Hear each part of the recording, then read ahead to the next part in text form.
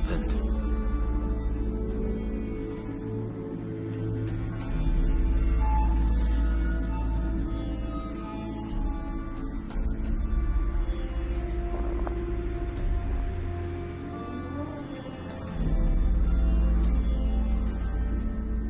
Kim? Kimmy? Can you hear me? Kim, please say something! Damn it. I need to get up there fast.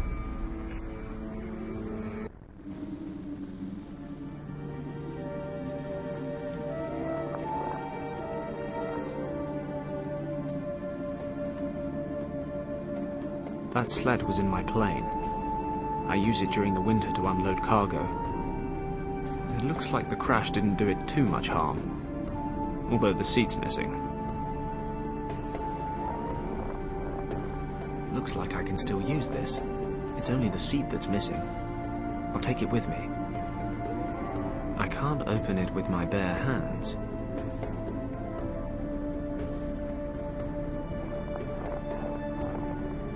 I could use that to pry open the lid.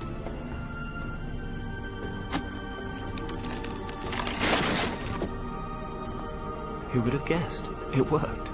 The crate's open. A few of the things inside might come in handy. Let's see what we have here. A gramophone and a few records. Most of it smashed to pieces.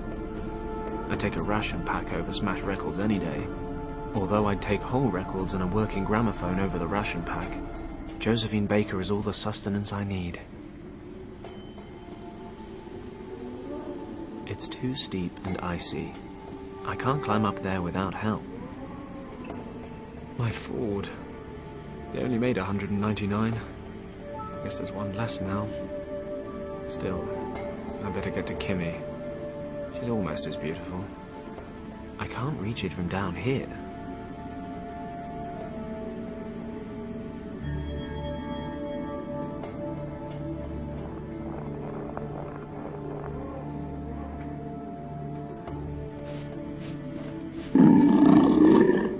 Whoa! Good boy! Good sheep!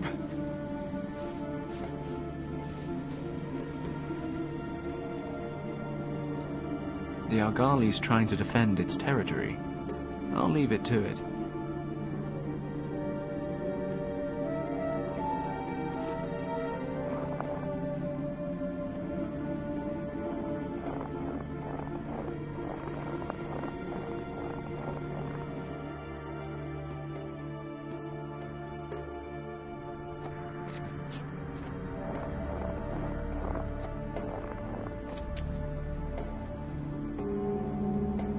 The wrecked Messerschmitt.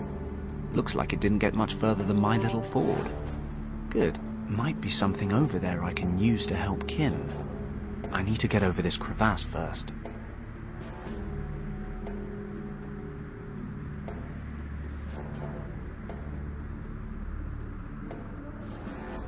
A big pile of snow. Lush white snow. The plateau's pretty windswept. All the snow's been blown away.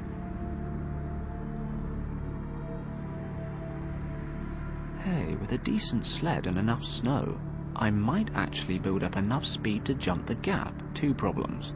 One, my sled's broken. Two, there's not enough snow.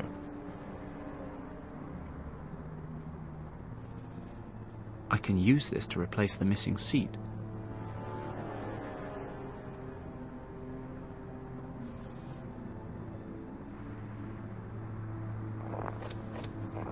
I can use this to collect some snow.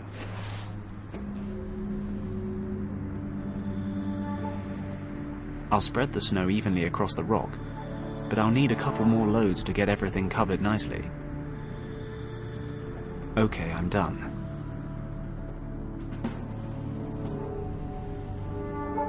I can't believe I'm about to jump a crevasse in a sled, but it's all fixed up and there's enough snow.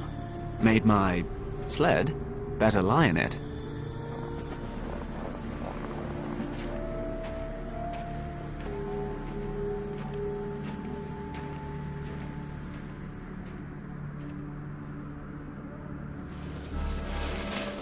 Yoo-hoo!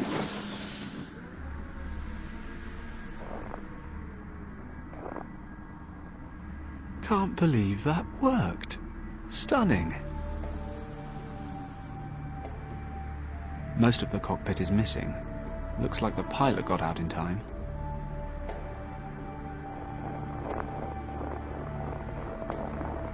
Let's see if I can find anything useful.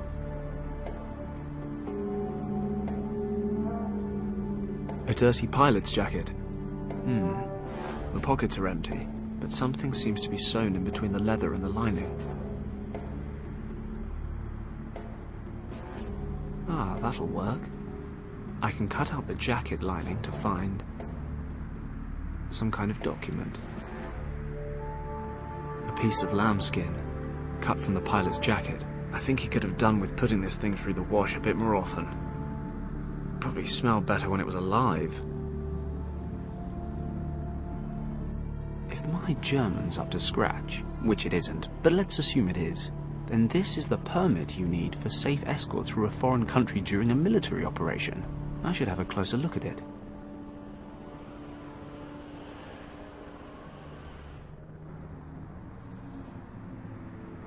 The wing's covering's damaged.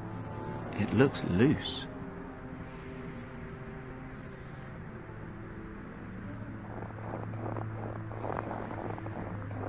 I could use that to remove the cover without cutting my hands.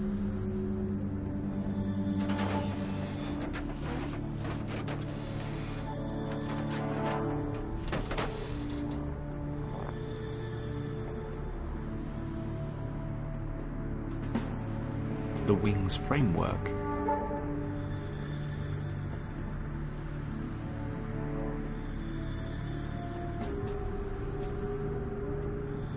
The wing of the aircraft.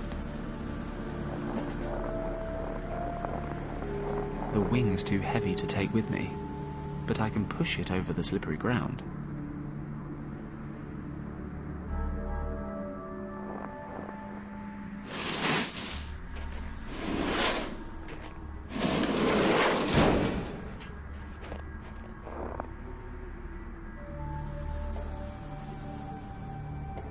It's a puddle of melted water. The tail of the wreck has caught fire. This isn't a moving picture, though. It's not about to explode. Though, if it did, I'm sure that somehow a lone cartwheel would roll out of the wreck.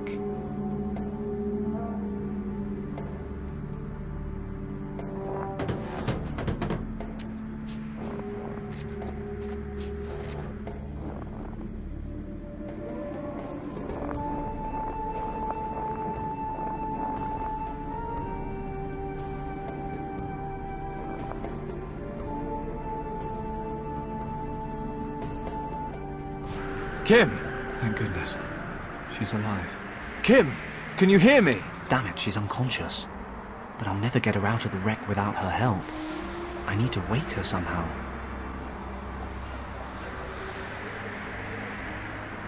Kim!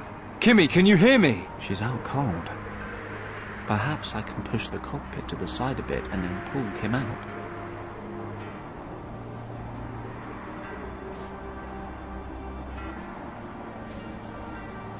No chance. I'll never get Kim out of there without her help.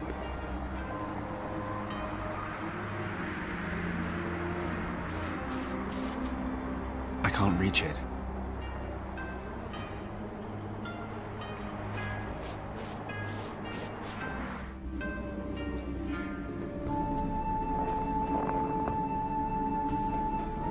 Okay, I'll put the lambskin on the sled so I'll have a nice soft seat next time. Hey, this is starting to look like an animal. And now for some legs. Wow, this thing is uncannily lifelike. I mean, if I squint my eyes a bit, it starts to scare me.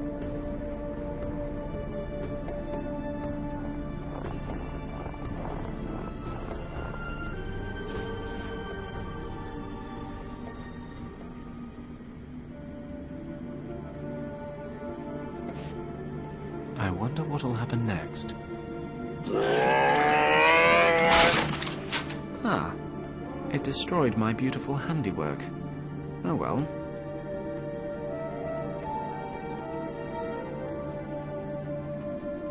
This horn's all that survived the Argali attack on my sled. Hey, maybe that's what happened to Richard. A heavily armed military patrol wiped out by killer goats.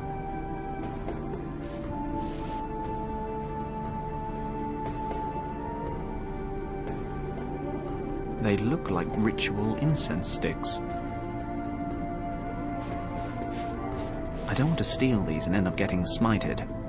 Oh, ancient Tibetan god, if you want to hold on to these, please give me some sign. Nope, I guess we're good. I haven't the faintest idea what that is. Looks like coal, though. What are those strange lumps? Looks like coal. Or... oh no, of course not. It's poo.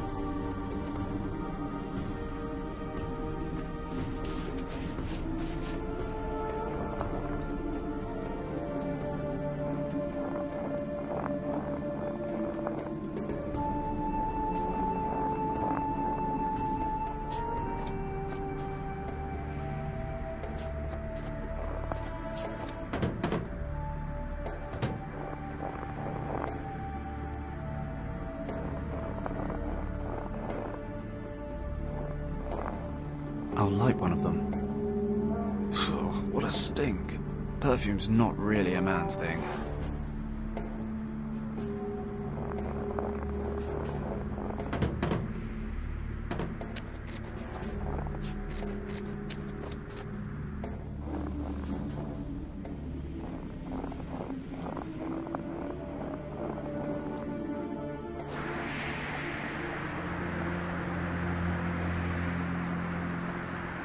It's burnt down. I need a fresh one.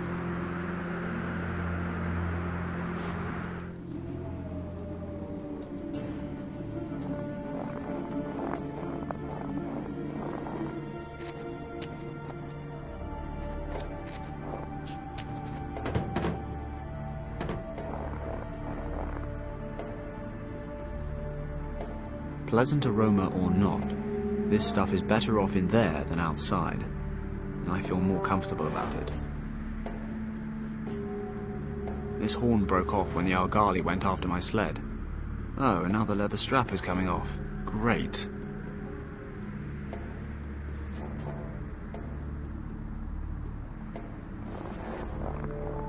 Okay, I'll wet the leather strap. It's cold. Oh, nice. The strap's frozen through already.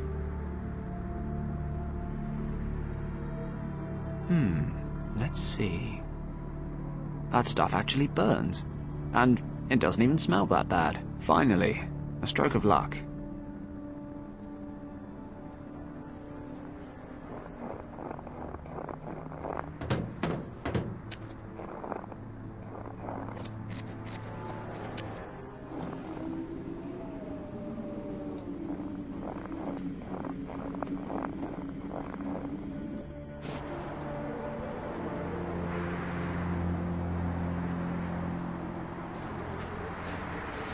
That might work.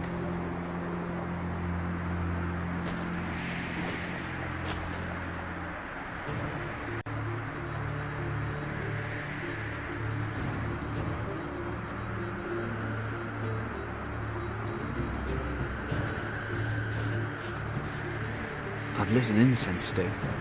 The smell from this thing could wake the dead.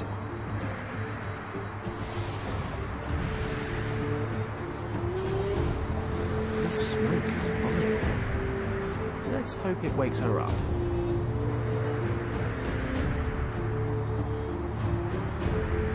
Kim! You alive? What? Yeah, I think so. Oof, what's that awful smell? Sorry, I had to wake you up somehow. And I didn't really think you'd like the alternative. Are you sure you're okay? Pretty sure.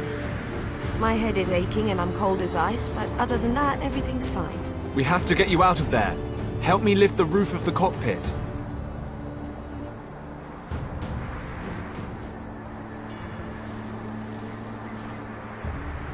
Damn it! It's barely budging. Now what? You better have a plan B. I'm working on it.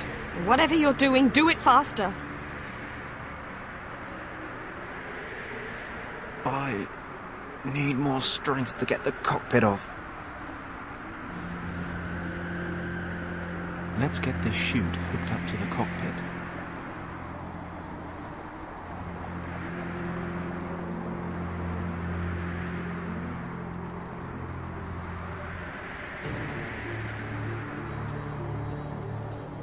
Okay, ripcord time.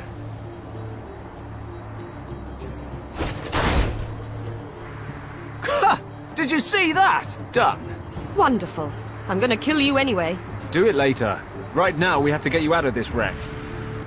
Well, thawed out again. You slept almost 4 hours. I'm still pretty cold. Move about a bit. You'll warm up. We've got the fire burning. We're not going to keel over anytime soon. Wow, you really know how to reassure a girl. So what do we do now? Let me guess. You'll think of something. We'll have to stay here for the night. It'll be dark soon. A whole night? In the cold? Oh, wonderful. That's something to tick off my to-do before I die list. Probably the last thing. Remind me. You made me leave Hong Kong because... What was it you said? To be safe? Yeah, that was it. Come with me, you said. Otherwise the Triads will kill you, you said. Kim. You're safe with me, you said. The great hero, Fenton Paddock. Kim! Let Fenton Paddock keep you safe. Absolutely no chance of being chased by Triads, shot down by Nazis, and stranded in the middle of the Himalayas to freeze to death. No, sir. Kim, shut up for a second and listen to me. While you were sleeping, I checked out your uncle's documents. So? He was traveling this region in 1922 with a researcher named Arthur Hayes. Ring any bells? Yes, Uncle Wang told me about that expedition. Many times. Professor Hayes had taken him along on his Himalaya trip as a cartographer. Well, I noticed something really strange. Most of his notes are written in traditional Chinese, but your uncle wrote some of the sections in a language I've never seen before. According to what I could read, he and Hayes were looking for a monastery, which they figured was in this region. Do you know what that means? That you can't read every kind of language? Be serious. If there really is a monastery somewhere around here, it might be a safe place to head towards. Okay. My uncle sometimes wrote certain things in a kind of secret script that only he and I could decipher. Show me the documents. Here, can you read any of it? Well, it says here that a storm hit and my uncle and Professor Hayes took shelter in a cave. We were more than happy to have found shelter in time. When we moved further into the cave, we noticed we were not the only ones seeking shelter there. In the glow of our torches, we recognized a man leaning against the cave wall. Hayes spoke to him, but the stranger did not react. On closer inspection, we realized why. The man was dead. He was frozen stiff, and it was likely he had already been there for quite some time. The man was wearing a monk's robe and presumably had an attack of weakness during a pilgrimage. Hayes brought my attention to something. The torn up and burned remains of a parchment lay beside the corpse. It is possible that the monk had used the last of his strength to build a fire. On examining the burned remains more closely, it turned out to be a map. Hayes was able to determine a few checkpoints, and thus conclude that they showed the region we were in. The texts we were able to identify on the map were written in an ancient script, of which Hayes was able to translate little. While the professor's eyes wandered across the map, he suddenly gasped. His trembling fingers moved over one word. Kembalong. Hayes, who had studied every possible source of information prior to beginning his expedition, explained that many myths and legends shrouded a valley by that name. They say there is an ancient monastery in the valley, where no outsider has ever been. According to the legends, the monks from Capitolo Valley guard an ancient and very powerful secret. It was possible that we had come across a key to this hidden valley, and Hayes suddenly became excited when he realized what that could mean for him, the leader of the Tibet expedition. In that moment, I took a closer look at the dead monk. Could he be one of those monks living a secluded life in the valley? Where did he want to go? Or was he returning from somewhere and didn't have the strength to continue? My eyes dropped to his hands, and I noticed that the fingers of his left hand were wrapped tightly around something. Hayes noticed it too and opened the clutched fingers in a somewhat harsh manner. Hayes grasped the object and held it to the light of my torch. It was a stone, resembling the eye of a dragon. There was a green gemstone in its center, through which the light was refracted, falling onto the walls in a most fascinating pattern. Hayes put the stone away. He must have noticed the look on my face, because he justified himself. He remarked that the stone was better off in the hands of a researcher than those of some farmers or shepherds who might discover the cave someday. Okay, now skip a few passages. Did they find the monastery? Hold your horses. It's been a while since I last read this stuff. I'm a little rusty. They headed off to find the Capitolo Valley, but the approaching winter made it impossible. They couldn't make it through the mountains, so they broke off the hunt. They got home, and Hayes tried to raise money for another expedition with better equipment, but nobody was interested. People figured he was hunting myths. Uncle drew a map showing the valley's estimated location. It shows us where they gave up as well. Perfect. We can use it. I don't know. It's all pretty vague. How do you know the monastery exists at all? Hayes and your uncle believed it was here. Right now, that's good enough for me. And, to be perfectly honest, it is our only chance. Then I suppose we don't have a choice. Wait. Can you hear that? Sounds like an engine. Oh no. Not another plane? No, that's not a plane. It sounds more like...